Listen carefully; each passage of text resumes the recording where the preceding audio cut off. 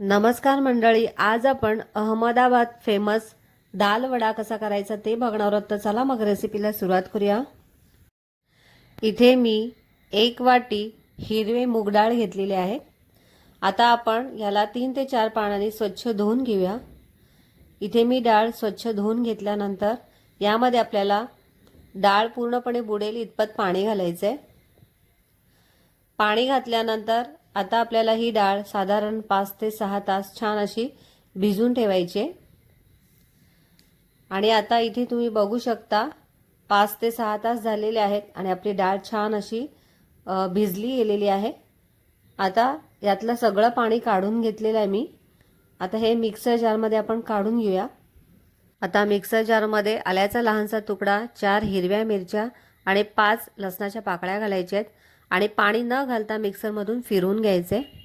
आणि इथे तुम्ही बघू शकता छान असं आपलं या वड्याचं मिश्रण तयार झालेलं आहे। आता हे मी सगळं मिश्रण एका भांड्यामध्ये काढून घेतलेलं आहे।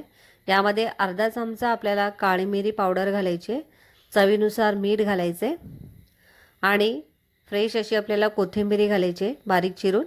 आता हे सर्व आपल्याला एकत्र करून घ्यायचे, एकजीव करून घेऊया आपण आता हे। आणि हाताच्या साहाय्याने आता आपण हे छान असं फेटून घ्यायचे।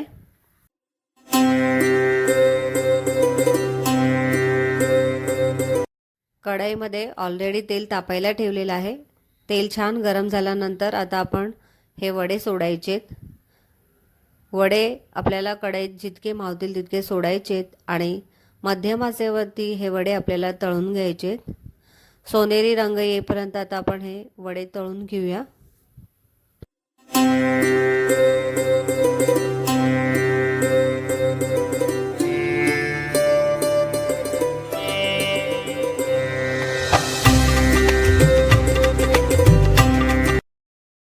तेलात सोडल्या वडे आपल्याला पलटून घ्यायचे नाही आहेत। तर खालची बाजू छान अशी तळली गेल्यानंतरच आता आपल्याला हे वडे पलटून घ्यायचे, म्हणजे दोन्ही बाजूनी छान कुरकुरीत होईपर्यंत आपल्याला हे वडे तळून घ्यायचे। तर इथे तुम्ही बघू शकता आपले वडे छान कुरकुरीत झालेले आहेत। आता काढून घेऊया। आता हे सर्व वडे मी आता डिशमध्ये काढून घेते आणि अशाच पद्धतीने दुसरे वडे पण आपण तयार करून घेऊया।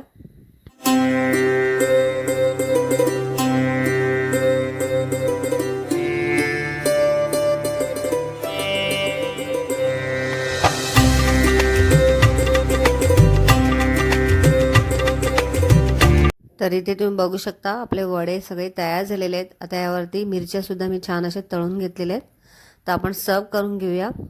तर इथे अहमदाबाद फेमस दाल वडा तयार आहे। वरतून कुरकुरीत आतून सॉफ्ट असे हे वडे तयार होतात। खूप टेस्टी लागतात। तुम्ही एकदा नक्की ट्राय करून बघा। रेसिपी आवडली असेल तर रेसिपीला लाईक करा, शेअर करा, चॅनलला नवीन असाल तर सबस्क्राईब करा। व्हिडिओ संपूर्ण बघितल्याबद्दल धन्यवाद।